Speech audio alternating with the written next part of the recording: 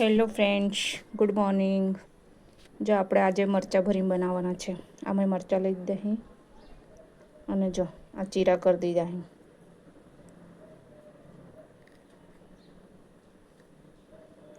જીરા કરી દહીં.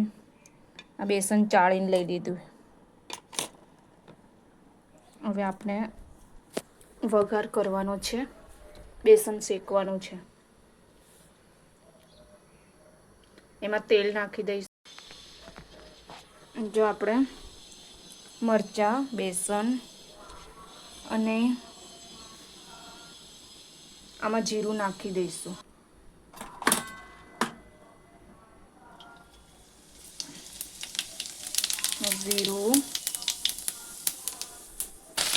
જીરું, સોંફ અને અજવાઈન અને લીલા મરચાં અને હિંગ.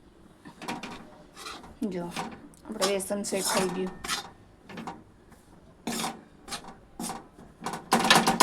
જ્યારે મસ્ત સ્મેલ નહીં આવે ને ત્યાં સુધી આપણે ફરાયા કરવાનું એમને.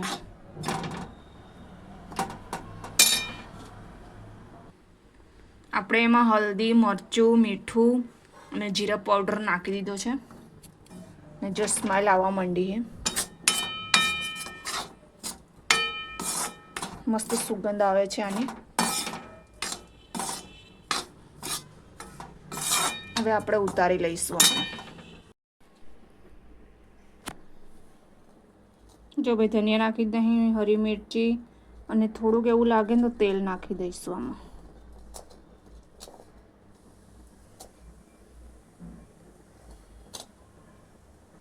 મસ્ત મથી દેવાનું.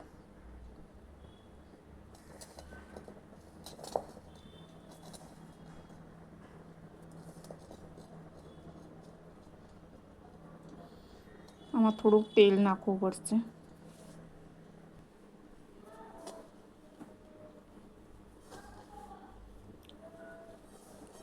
જો આપણે ભરી દેવાના.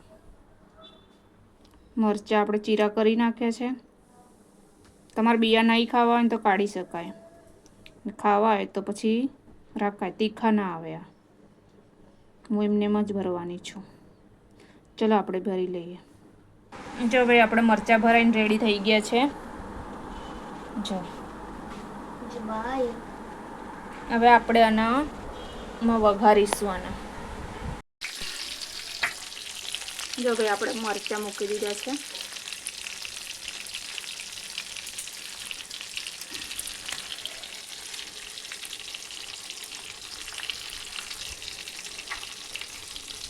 આમાં હલાવતું રહેવાનું, નહીં તો બળી જાય.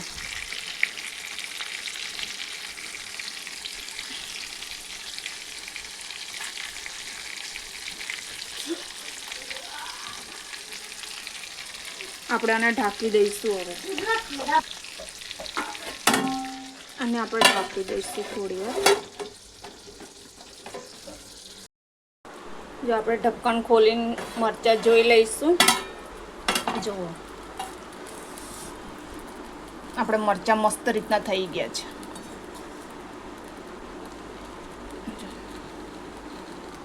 ખાસ ખાય.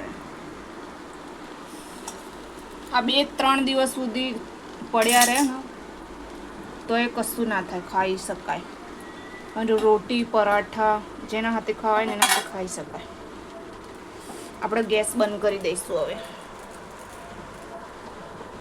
આપણે મરચાં રેડી છે. જો